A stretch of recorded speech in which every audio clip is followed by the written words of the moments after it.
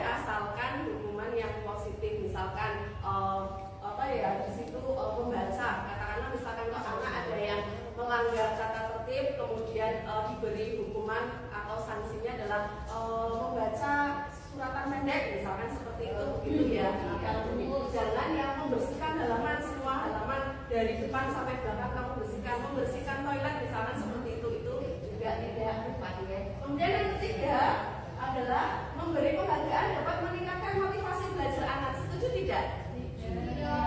Tidak setuju. Oke, adakah yang bisa memberikan tanggapan kenapa kok memberi penghargaan kok dapat meningkatkan motivasi belajar anak? Padahal biasanya anak kalau dibimbing itu lebih termotivasi, tetapi kok jenengan tidak setuju. Adakah yang bisa memberikan tanggapan?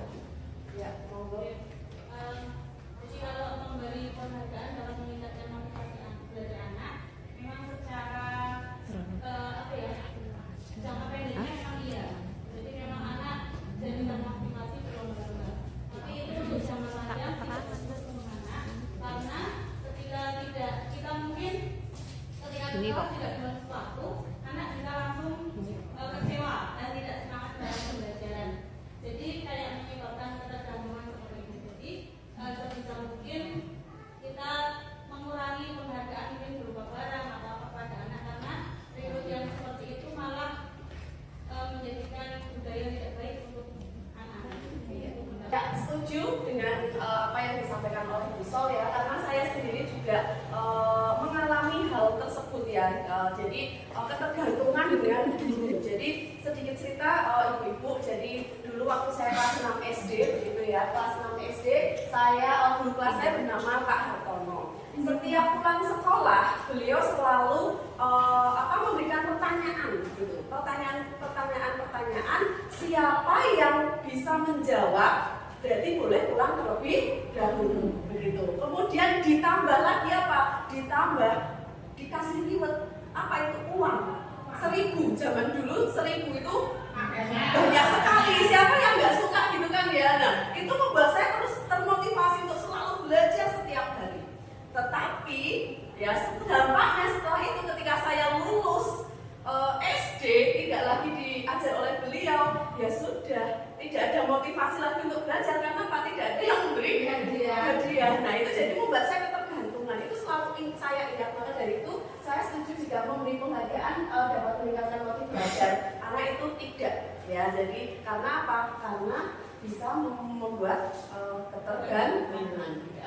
Kemudian, nah ini nanti konsep budaya positif yang akan saya sampaikan ya. Ada perubahan paradigma belajar, disiplin positif, kebutuhan dasar manusia, motivasi perilaku manusia, posisi kontrol guru, keyakinan kelas, serta segitiga restitusi.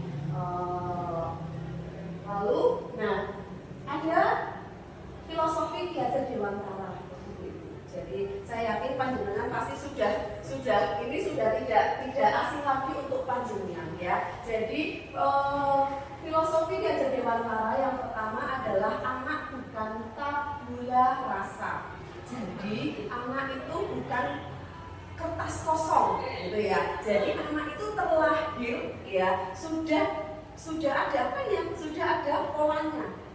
Tipis-tipis. Nah, kita sebagai seorang pendidik, kita sebagai guru, tugasnya adalah menebalkan titik-titik tersebut sampai jelas, kemudian sampai bisa bisa terlihat dengan baik oleh kita dan si murid gitu. Kemudian, yang kedua, filosofi yang kedua adalah semua anak terlahir dengan bakatnya masing-masing. Jadi semua anak itu unik. Maka dari itu ketika murid-murid kita unik ya dengan berbagai kondisinya, itu kita katakan bukan nakal, bukan gablek, tapi unik gitu. Ya, jadi setiap anak itu terlahir dengan bakatnya. Jadi anak itu sudah punya bakatnya sendiri-sendiri dari lahir. Ketika anak si A pinter gambar, tapi si B tidak pinter gambar, si B pinternya nyanyi dan lain sebagainya, kita tidak boleh memaksakan. Kamu ini pelajaran gambar, kamu harus pinter gambar, kamu harus pinter melukis, tidak boleh memaksakan.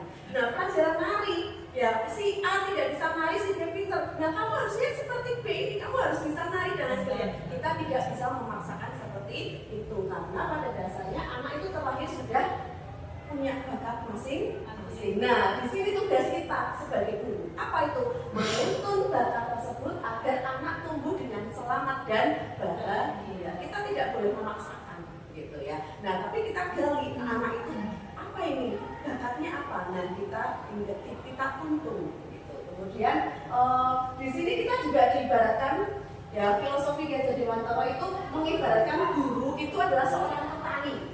Ya, katakanlah di sini petani jagung. Nah, berarti untuk mendapatkan jagung yang bagus, mesti kan belilah jagung, biji jagung yang unggul begitu ya. Nah, ketika petani ini pintar, pandai ya, memilih tanahnya yang bagus, kemudian memberikan nutrisinya untuk si biji jagung ini, kemudian memberikan pupuknya, menyiraminya, jadi dirawat dengan betul-betul dengan sungguh-sungguh, pasti tumbuhlah jagung yang unggul. Gitu. Tetapi ketika bibitnya sudah unggul, tetapi si petani tidak pandai merawat, begitu ya, tetap tumbuhnya tidak menjadi jagung yang unggul, tumbuh jadi jagung, tetapi tidak sesuai yang kita harapkan. Nah, begitu juga dengan guru, begitu ya. Jadi kita diibaratkan dengan petani karena ya itu siswa itu ya punya bakat sendiri-sendiri. Maka dari itu kita tinggal menuntun, membimbing sesuai bakat dan minat siswa. Nah, kemudian kodrat alam dan kodrat zaman. Kita sebagai guru, ya sebagai guru masa kini yang sekarang itu anak-anak kita berarti kaum Gen Z gitu ya. Jadi kita biasa menyebutnya Gen Z itu pasti berbeda dengan orang-orang yang seperti dulu. Dengan metode-metode kita mengajar, misalkan kalau kita menggunakan metode mengajar yang misalkan metode yang seperti dulu, metode ceramah, itu apakah bisa diterima oleh anak-anak zaman sekarang? Tidak, Bapak Ibu. Karena apa? Karena sekarang sudah zamannya adalah perkembangan teknologi, perkembangan digital. Jadi kita sebagai guru yang justru harus menyesuaikan dengan perkembangan zaman. Nah, kembali lagi karena kenapa kita harus menyesuaikan perkembangan zaman? Karena pembelajaran filosofi Gajah Dewantara, pembelajaran itu harus berpihak pada murid. Kita harus menghamba, guru itu harus menghamba kepada muridnya. Tidak seperti dulu, murid itu kudu nganu dengan gurunya ya menghamba, tapi sekarang dibalik, guru yang menghamba kepada muridnya. Kemudian nah, peran guru di sini ya, peran kita sebagai guru adalah menciptakan suatu lingkungan positif yang saling mendukung, saling belajar, saling bekerja sama sehingga tercipta kebiasaan-kebiasaan baik yang akan tumbuh menjadi karakter-karakter baik warga sekolah dan pada akhirnya akan membentuk sebuah budaya positif. Jadi di sini peran kita sebagai guru adalah menciptakan lingkungan yang positif. Kemudian, nah di sini ada perubahan paradigma. Ya, ini ada kegiatan kepalan tangan Bapak Ibu. Jadi nanti jenengan tak kasih, berarti satu kertas ini untuk 2 orang ya. Jadi satu nanti ada yang nulis apa ya? Yang ditulis adalah sesuatu hal apa yang paling berharga untuk panjenengan semuanya. Ya, jadi sesuatu hal, boleh barang, boleh apa ya? Boleh orang gitu ya, yang menurut jenengan berharga sekali, ditulis di kertas ini, ya. Kemudian kalau sudah ditulis di apa namanya, dikemas-kemas, ditaruh di kepala tangan. Sudah ditulis belum? Ya, ditulis dulu.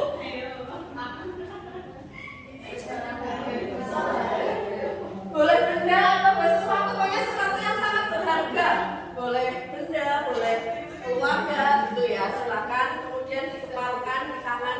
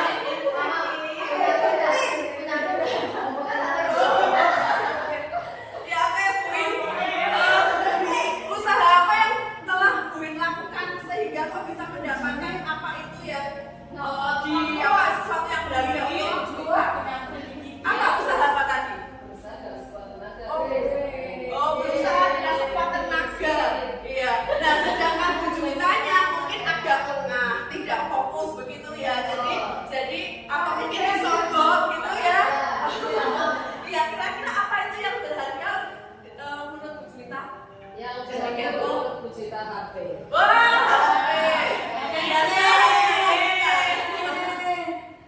Oh iya, terus ada lagi yang bisa dapat atau tidak dapat semua nih? Oke, iya tidak dapat. Oke, menurut Bu Alifah, kenapa kok panjenengan bisa mempertahankan gini? Kenapa harus dipertahankan? Kenapa harus dipertahankan itu?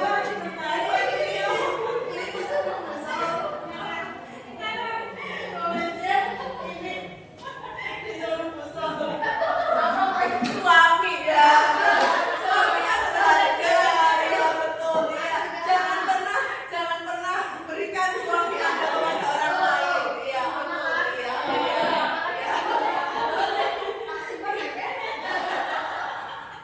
Ya jadi oke, ya ibu ternyata begitu ya. Ternyata begitu ya.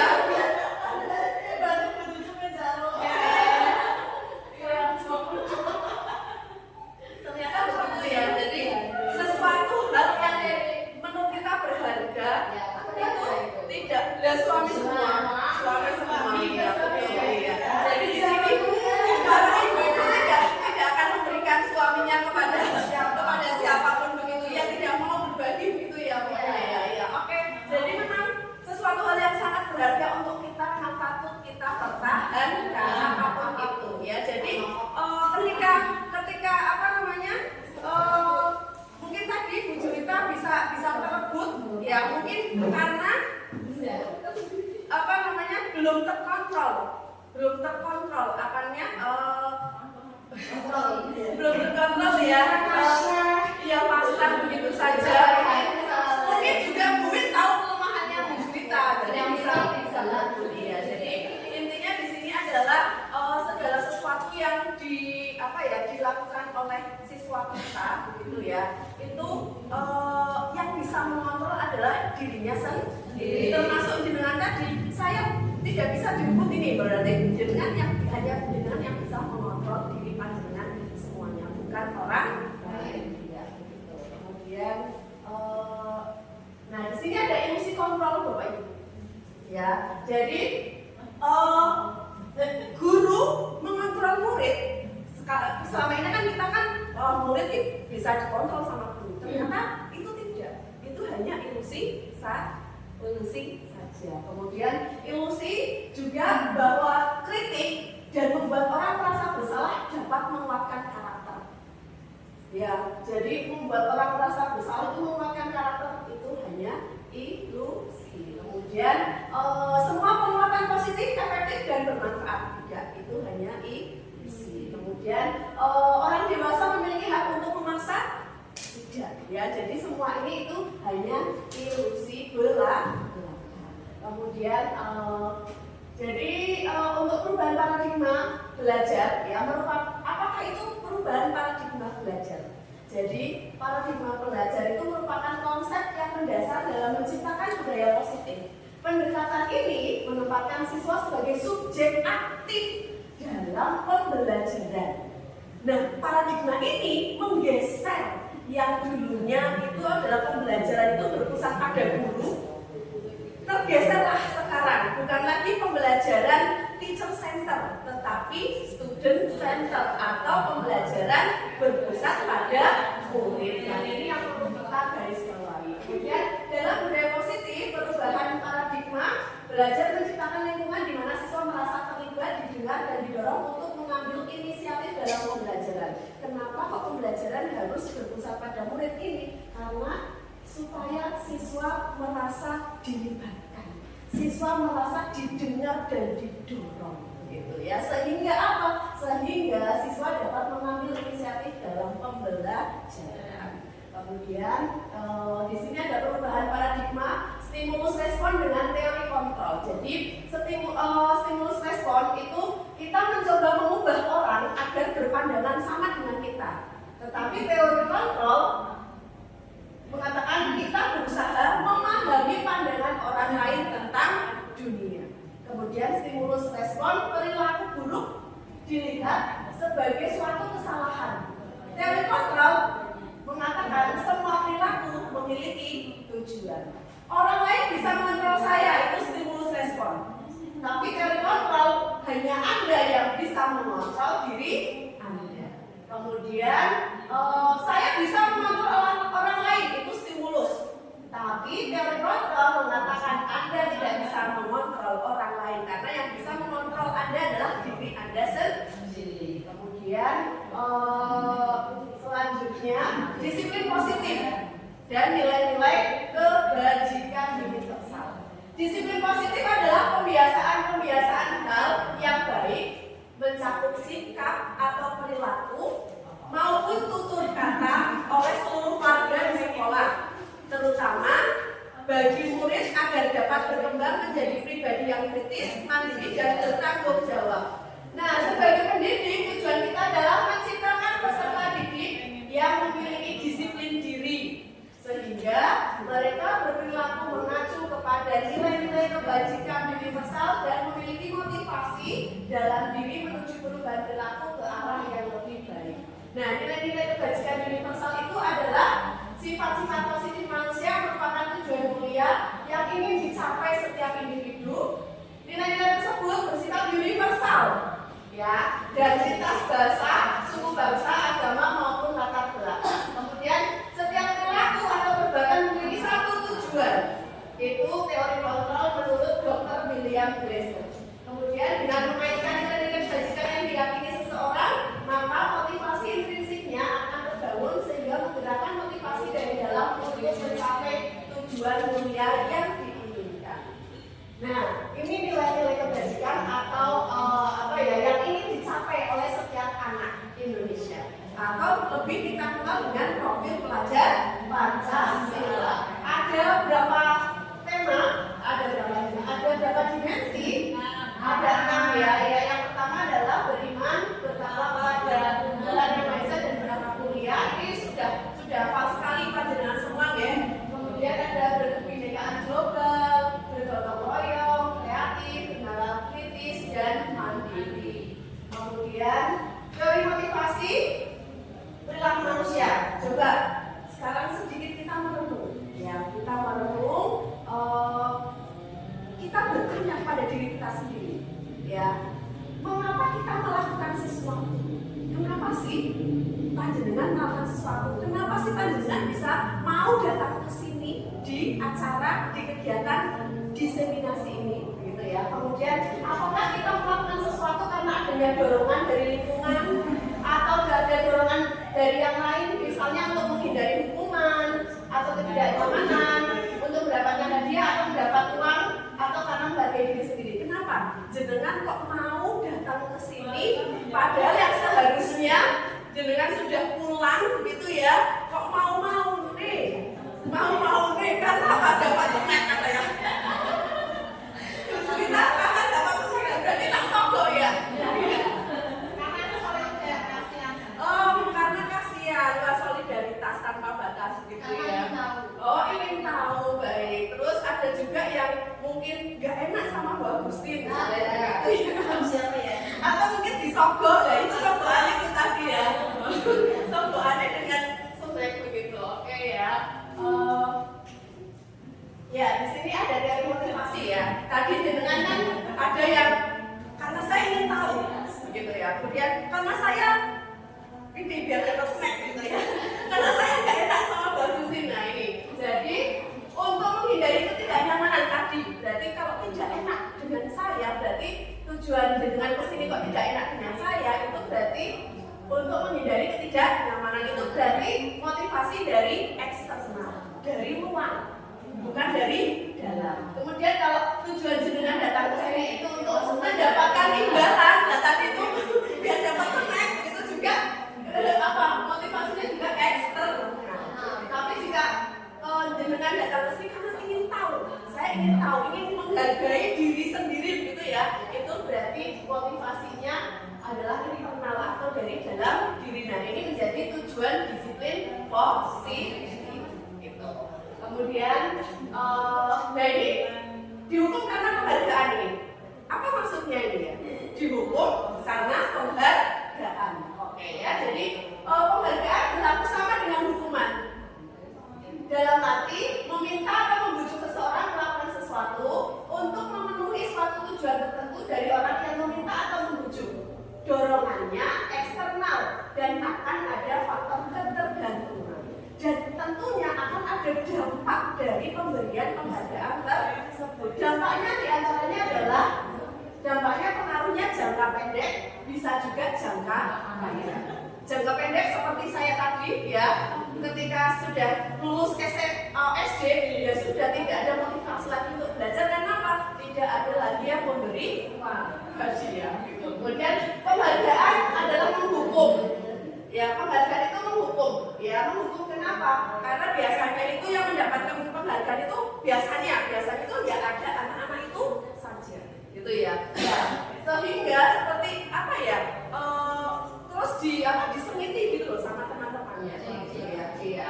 Terus penghargaan mematikan kreativitas, penghargaan itu tidak efektif dan penghargaan merusak hubungan. Ya, kemudian ini dan lalu apa Bu yang harus kita lakukan untuk mengganti penghargaan tadi? Kita bisa memberikan apresiasi. Nah, apresiasi pun itu bermacam-macam. Bisa kita berikan apresiasi itu berarti apresiasinya adalah pengakuan. Beri pengakuan secara khusus. Kamu hebat, luar biasa. Jangan lupa jempolnya.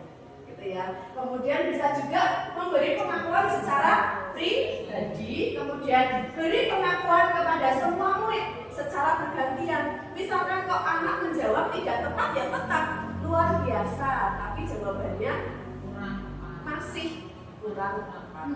Ya. Kemudian beri juga pengakuan secara konsisten dan fokus kepada proses. Lalu, ya di sini ada perbedaan hukuman dan konsekuensi Bapak Ibu. Menurut panjenengan ya di sini ada tindakan dulu ya, ada 1, 2, 3, 4, 5, 6, 7. Yang pertama menurut jenengan ini hukuman atau konsekuensi.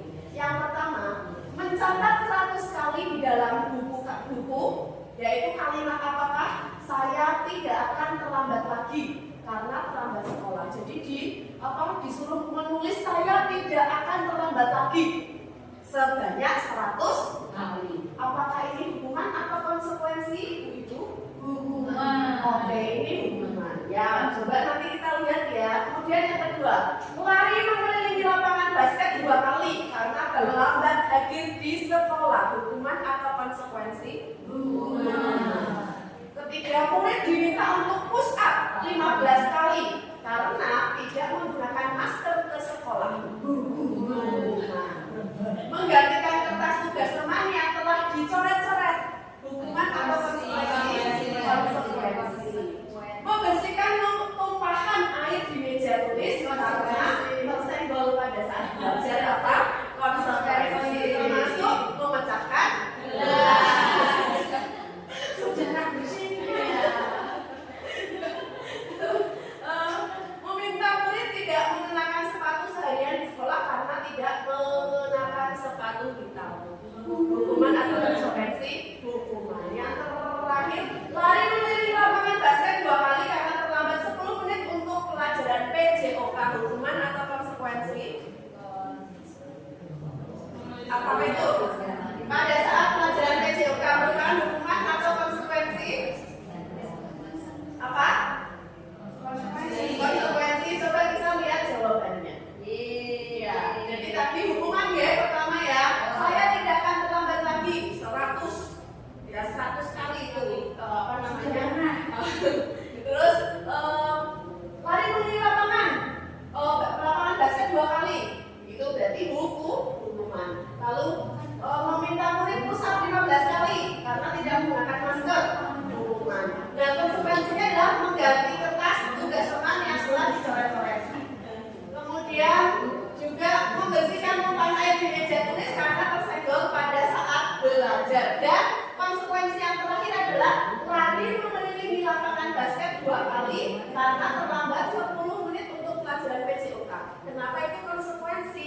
Karena ini pelajaran PJOK biasanya kan begitu ya. Jadi ada pelajaran basket misalkan ya pemanasan, teman-teman sudah berlari mengelilingi lapangan sebanyak 2 kali. Oh dia kok terlambat? Nah dia disuruh menyusul gitu. Jadi mengikuti apa pemanasan. Jadi ini bukan hukuman tetapi konsekuensi.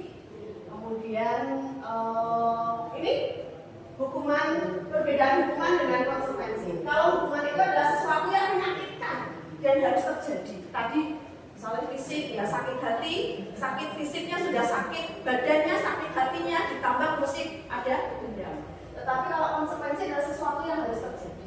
Kemudian hukuman itu membuat anak sakit, fisik maupun hati, untuk jangka waktu yang lama.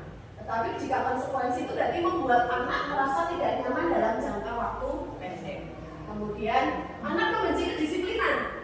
Ya, kalau hukuman itu membuat anak membenci kedisiplinan. Jika konsekuensi itu membuat anak menghargai disiplin.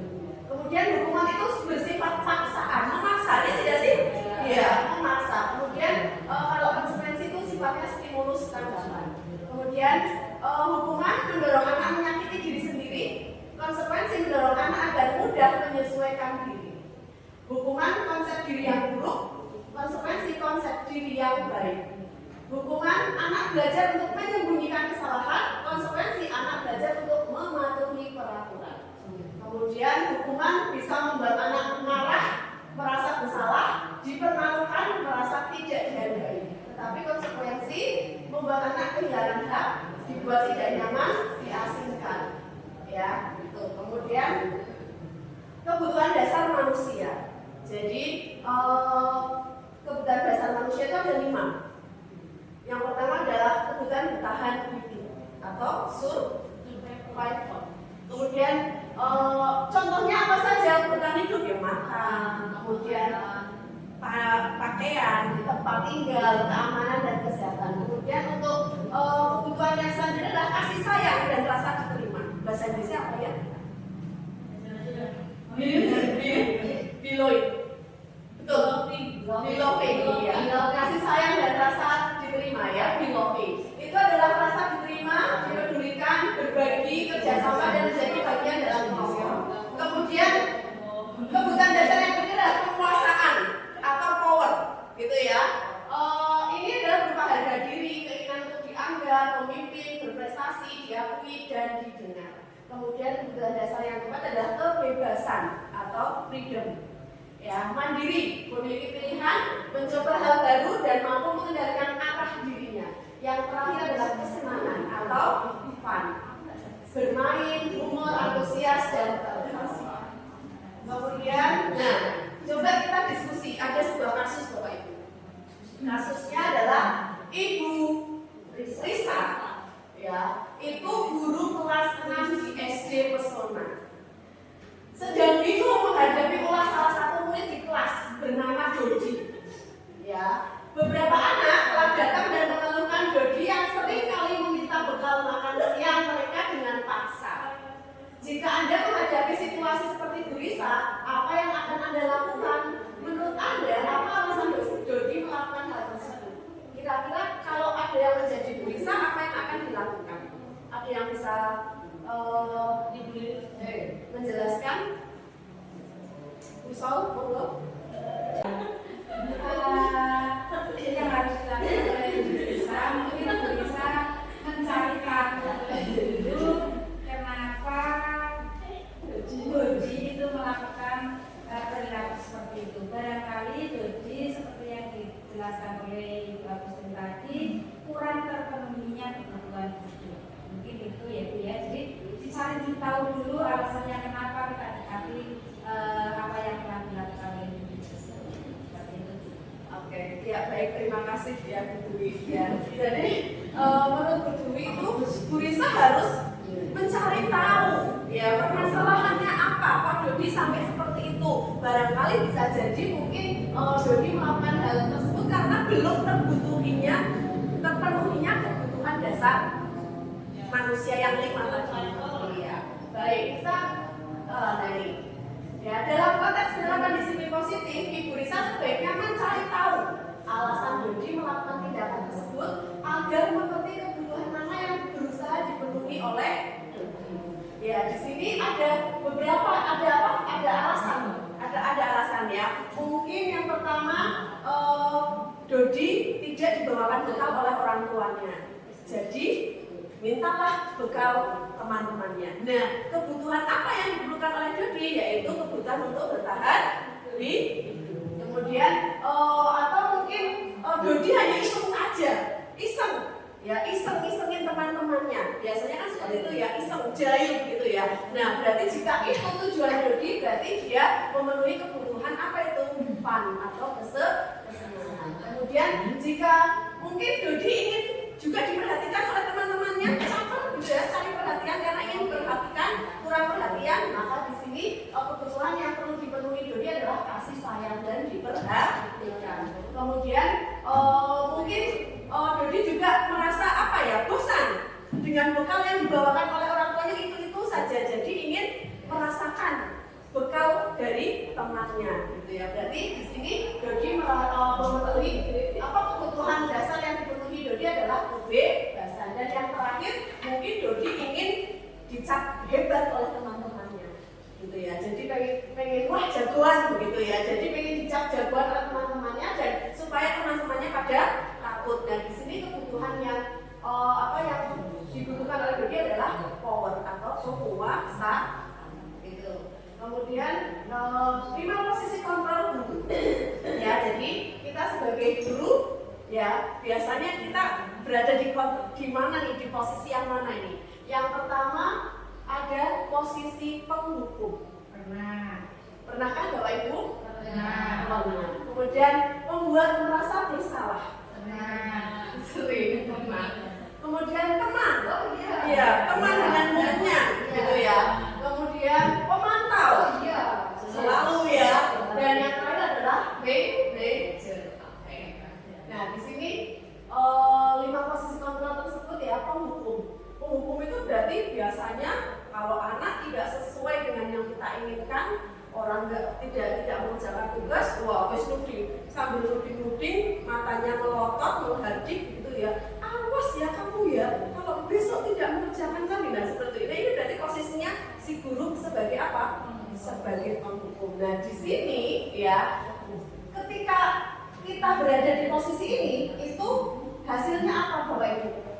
Anak akan memberontak, ya. Kemudian menyalahkan orang lain, bahkan tidak jarang anak akan berbohong, gitu ya. Nah, terus dampaknya apa untuk murid? Mengulangi lagi kesalahan, gitu ya. Terus yang selanjutnya adalah posisi kontrol membuat orang merasa bersalah. Ya, di sini biasanya guru mengatakan kamu seharusnya sudah tahu. Kamu seharusnya sudah tahu. Ibu sering sekali mengatakan ini. Apa kamu tidak kasihan dengan ibu? Ibu stres loh. Nah, gitu ya. Apa ibu kecewa sekali dengan kamu? Kamu tidak kasihan dengan ibu. Nah, itu berarti posisi di sini adalah apa? Guru membuat merasa bersalah. Nah, hasil ketika seperti itu nanti hasilnya membingungkan, menyangkal dan berbohong. Dampak kepada muridnya adalah merasa rendah diri. Gitu ya. Kemudian posisi yang ketiga adalah teman. Nah, ini mungkin kadang kita seperti ini ya dengan siswa ya, teman gitu ya. Apakah baik? Sebenarnya baik, cuman ya itu akan membuat siswa ketergantungan ya. Biasanya seperti ini, ayolah lakukan demi ibu gitu kan ya.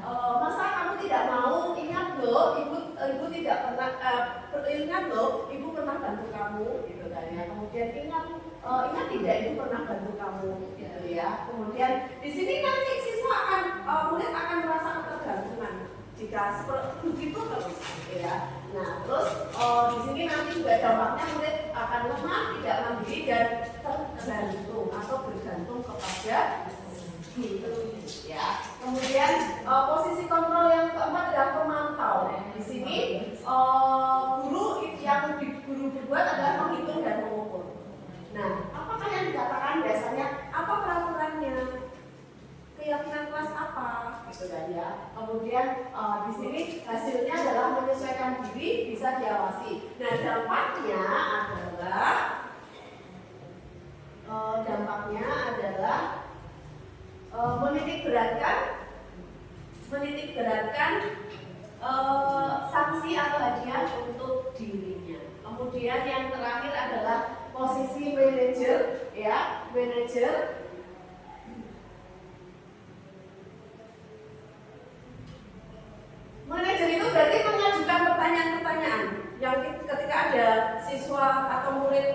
berbuat yang tidak sesuai, kita panggil, kita berikan pertanyaan-pertanyaan, ya. Kemudian contohnya pertanyaannya apa? Apa yang kita yakini?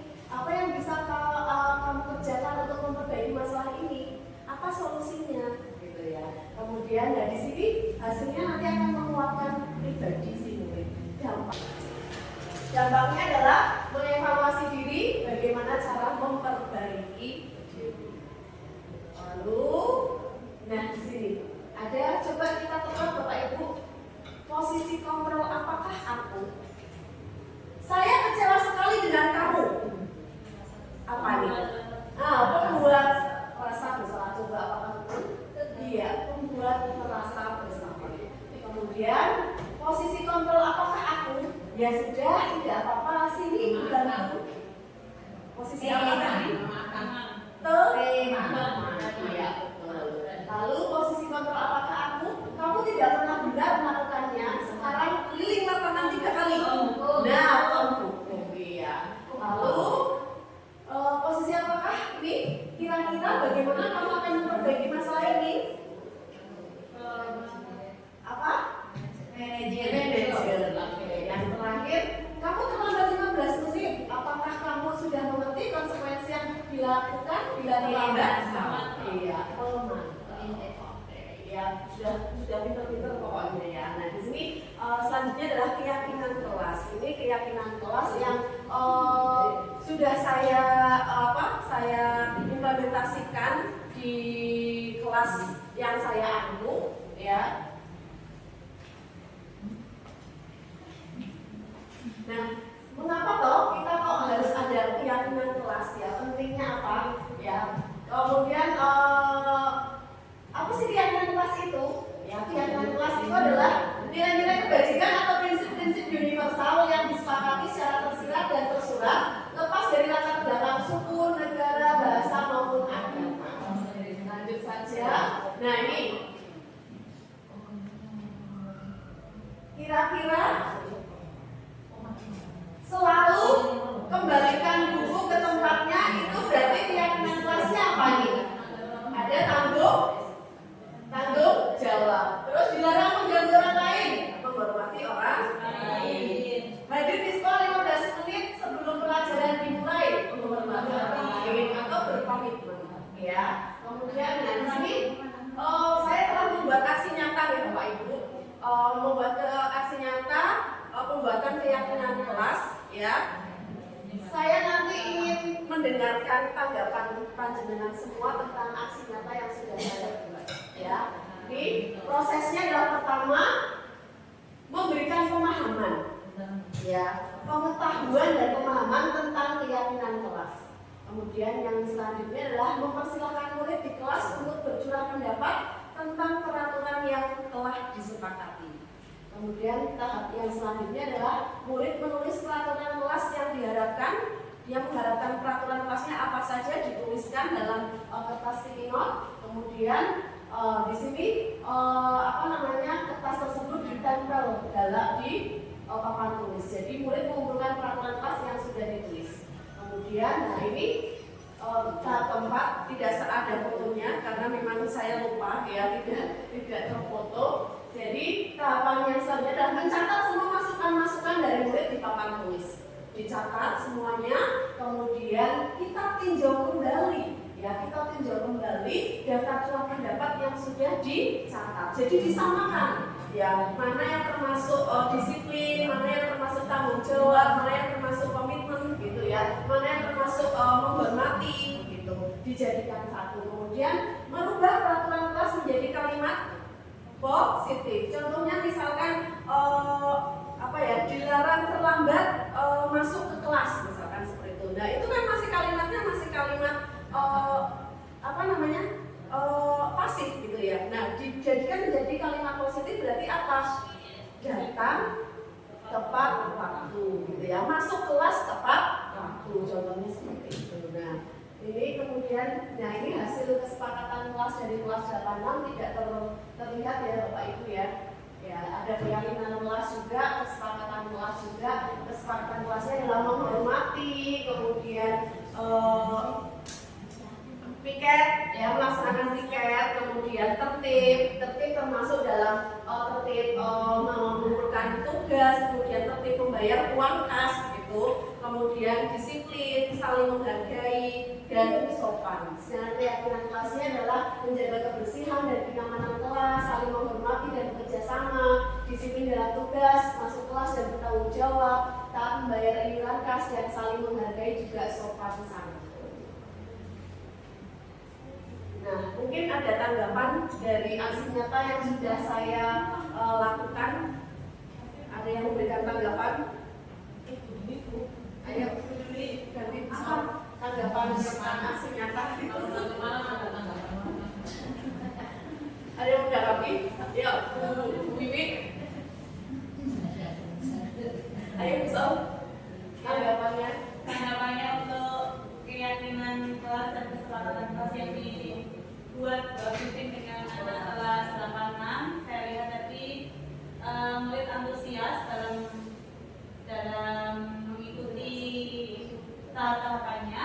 Kemudian anak-anak juga menuliskan pendapatnya seperti itu, dan ini sudah tertulis kesepakatan dan keyakinan kelas dari mereka sendiri. Jadi harapannya dengan semua masukan ini dari mereka pun ada dorongan dari dalam dirinya untuk bisa melakukan atau menerapkan ini tanpa adanya rasa takut. Waduh, nanti kalau Bu Agustin tahu kalau aku nggak pikir gimana, kan itu masih ekstensif. Tapi kalau sudah dari dalam diri, saya kemarin pengennya kelas bersih, berarti kan mereka harus harus kelas bersih gimana? Berarti saya harus menjaga kebersihannya dan seterusnya untuk supaya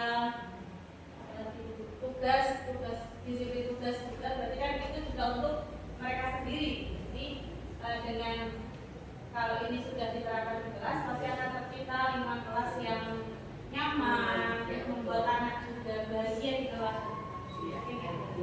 Ya, terima kasih Bu Sol atas tanggapannya. Lalu kita lanjutkan ya Bapak Ibu. Nah, praktik penerapan segitiga restitusi ya. Jadi di sini segitiga restitusi itu apa sih? Segitiga restitusi adalah suatu proses dialog yang dijalankan dua atau orang tua agar dapat menghasilkan murid yang mandiri dan bertanggung jawab.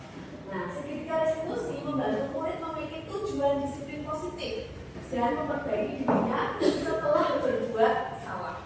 Kemudian restitusi bukan untuk menembus kesalahan, namun untuk belajar dari kesalahan. Nah, tahapan segitiga restitusi ada 3 Bapak Ibu ya. Yang pertama adalah menstabilkan identitas, kemudian validasi kebutuhan, dan yang terakhir adalah menanyakan keyakinan. Menstabilkan identitas itu contohnya misalkan memberi penguatan. Jadi seperti orang pasti pernah melakukan kesalahan, kemudian kamu bukan satu-satunya yang pernah melakukan ini. Itu berarti validasi menstabilkan identitas. Kemudian validasi kebutuhan, kamu tentu punya alasan mengapa melakukan itu. Kemudian adakah cara yang lebih efektif untuk mendapatkan apa yang kamu butuhkan. Kemudian menanyakan keyakinan, nilai-nilai apa yang telah kita sepakati, kamu ingin menjadi orang yang seperti apa gitu. Di sini ya, segitiga restitusi itu yang menstabilkan identitas bertujuan untuk merubah orang yang gagal karena telah berbuat kesalahan menjadi orang yang sukses. Kemudian validasi tindakan yang salah itu memahami kebutuhan dasar apa yang mendasari sebuah tindakan sehingga bisa menemukan cara yang paling efektif untuk memenuhi kebutuhan tersebut.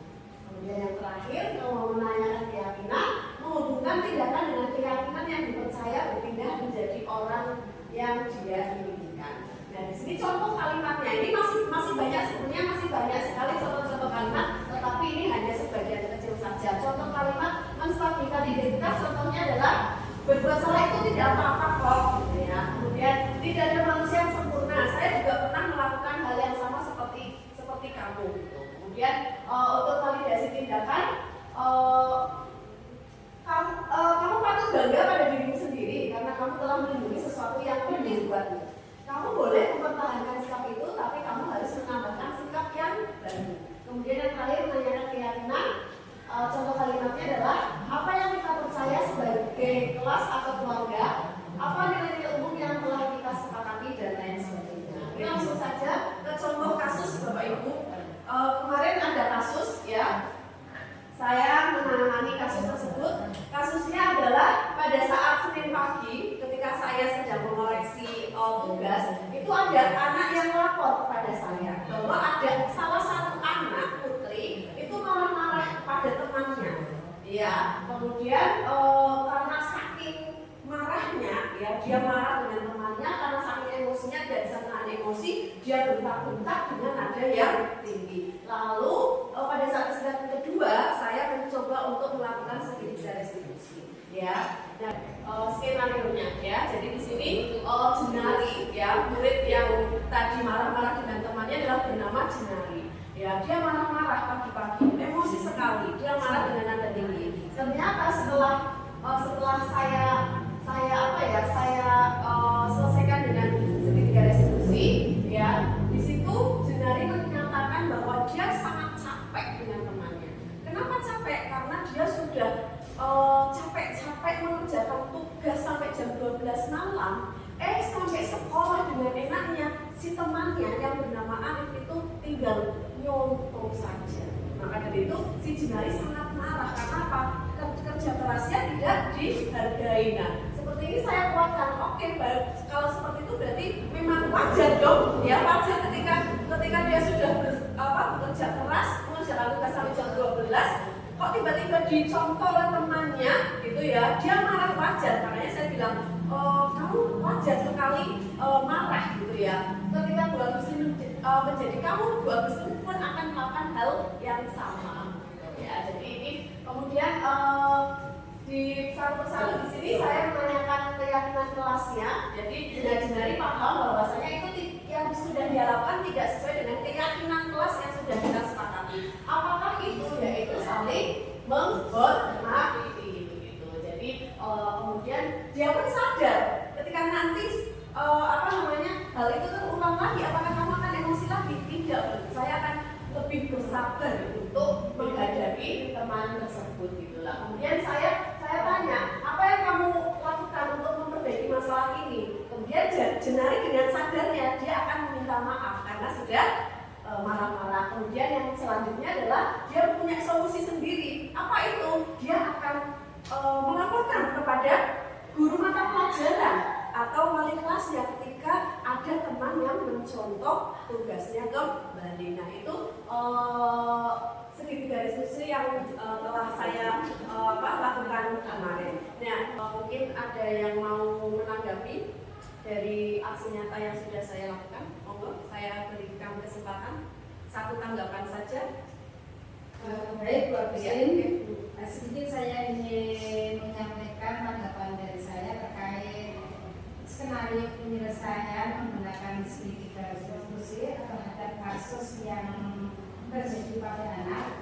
Kalau dilihat dari skenario yang saya perhatikan, Bu Agustin sudah melakukan atau menggunakan langkah-langkah tahapan segitiga restitusi ya. Dari mulai menstabilkan identitas ini sudah Bu Agustin lakukan. Bu Agustin sudah menanyakan kira-kira mengapa itu sampai marah-marah, itu bisa juga ya. Kemudian tahap yang kedua Bu Agustin sudah melaksanakan yaitu memvalidasi yang salah, dan yang terakhir restitusi yang terakhir menanyakan keyakinan kelas itu pun sudah Bu Agustin lakukan, sehingga dalam arti kata dengan skenario penyelesaian seperti yang Ibu sampaikan tadi ada di dalam segitiga restitusi itu semua sudah dilaksanakan oleh Bu Agustin. Seperti itu ya, ya. Terima kasih. Oke. Ya, terima kasih Bu Dwi atas tanggapannya. Ada lain? Ada yang lain? Ada yang mau menanggapi? Atau sudah cukup? Cukup ya? Iya. Keseluruhan? Ya, silakan Bu Dwi. Terima kasih Pak Agustin. Dari yang disampaikan oleh Pak Agustin dari depan, tapi ada beberapa posisi kontrol dulu. Dari mulai hukum, kemudian satu lagi terkait pemantau, teman, manajer, dan lain sebagainya. Kira-kira kita sebagai guru posisi seperti apa?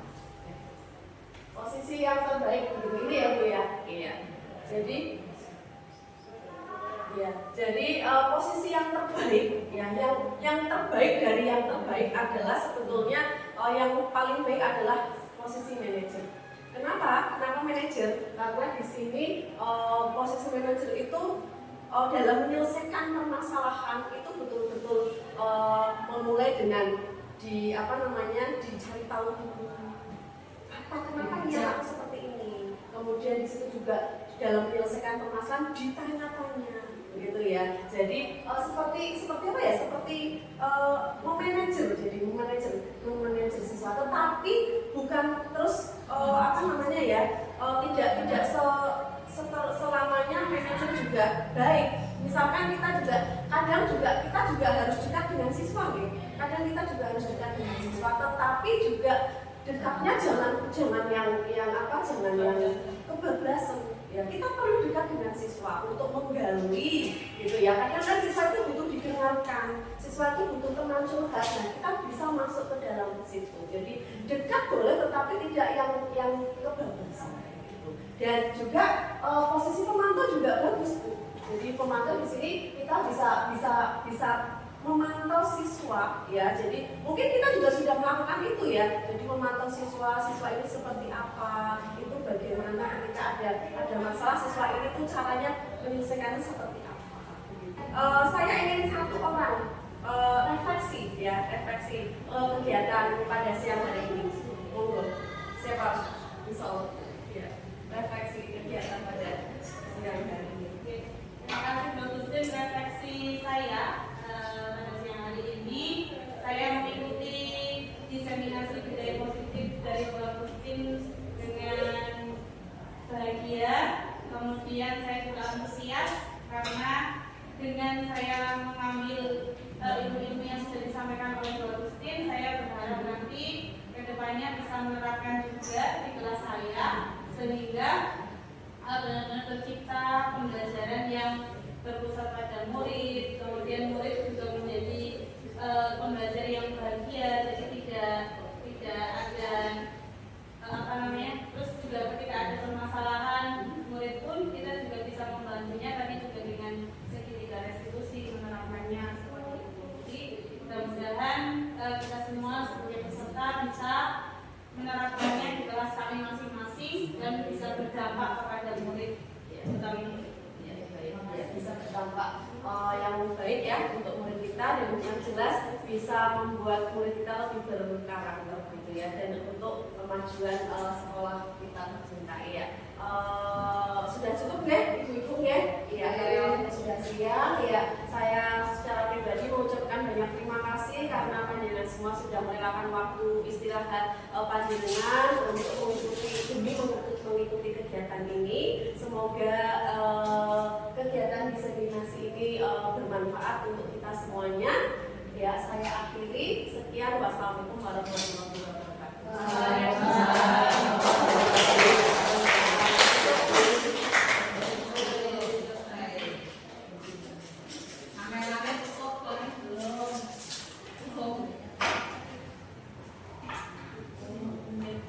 Demikian tadi ibu-ibu untuk acara diseminasi disiplin positif dari Ibu Agustin. Kita beri aplaus yang meriah untuk Bapak.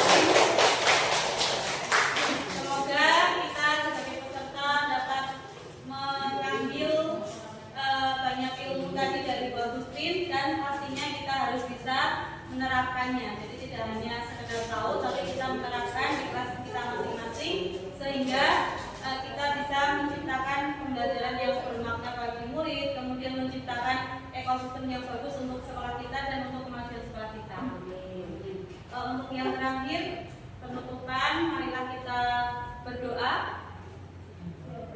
Marilah kita berdoa agar kita bisa pulang ke rumah masing-masing dengan selamat.